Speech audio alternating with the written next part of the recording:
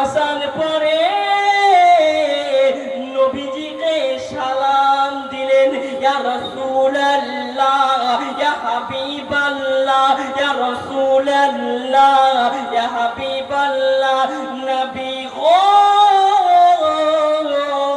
ওগো দয়ার নবী, আপনার চোখে পানি কেন? ইয়া রাসূলুল্লাহ, আপনার চোখে যেন পানি কেন? ওই সময়তে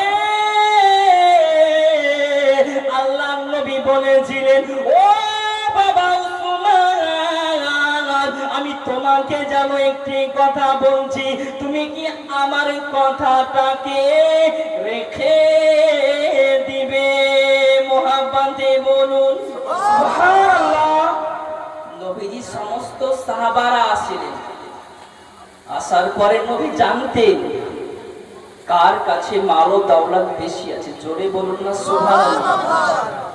আমার নবী জানতেন আল্লাহ পাক হযরত উসমান গনিকে মাল ও দৌলত বেশি দিয়েছিলেন। জোরে বলুন না সুবহানাল্লাহ। বাবা ওই সময়তে আল্লাহর নবী সমস্ত সাহাবী আসার পরে নবীকে বলছেন, ইয়া রাসূলুল্লাহ, আপনার চোখের পানি কিসের জন্য? ইয়া রাসূলুল্লাহ, আপনার চোখে পানি কিসের জন্য? তখন নবী সমস্ত সাহাবাকে আলাদা করে রেখে দিলেন। জোরে বলুন না সুবহানাল্লাহ। আমার নবী জানতেন কার কাছে বেশি মাল ও দৌলত আছে। জোরে হবে না সুবহানাল্লাহ। ওই সময়তে আল্লাহর নবী বলতে লাগিলেন, ও বাবা উসমান, তোমাকে আমার আল্লাহ পাক, আল্লাহ তাআলা তোমাকে মাল ও দৌলত বেশি দিয়েছে। ওই সময়তে আল্লাহর নবীর কথা শুনে ওই সময়তে বলতে লাগিলেন, ইয়া রাসূলুল্লাহ, ইয়া হাবিবাল্লাহ, নবী গো,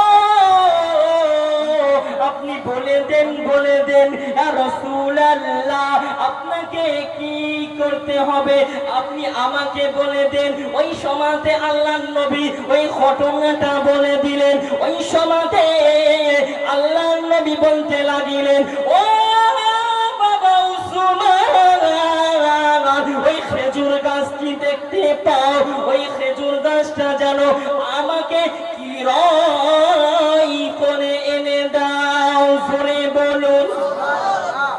বিশ্বনবী সাল্লাল্লাহু আলাইহি ওয়াসাল্লামের কথা শুনে বাবা হযরত উসমান গনি দৌড়ে দৌড়ে যেন চলে যায়।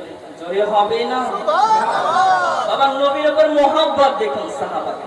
শুধু আপনাদের বোঝাচ্ছি এটুকু যে নবীর প্রতি মহব্বতটা আমাদেরকে কেমন রাখতে হবে, বুঝতে পারছেন তো আপনারা? ওইটুকুই বোঝাচ্ছি নবীর প্রতি মহব্বত। জোরে বলুন না সুবহানাল্লাহ।